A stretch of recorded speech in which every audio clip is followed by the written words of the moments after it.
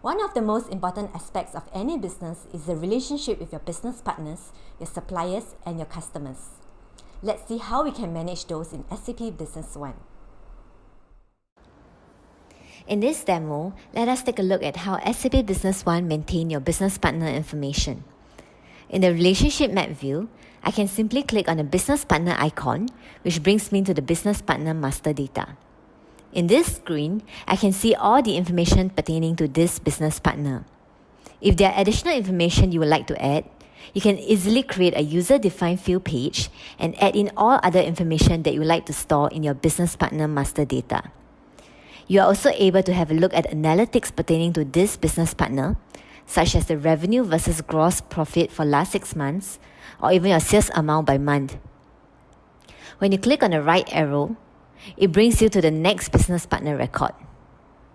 You can also click on the golden arrow to look at more details on the owner of this business partner, such as the job title, department, personal information, etc.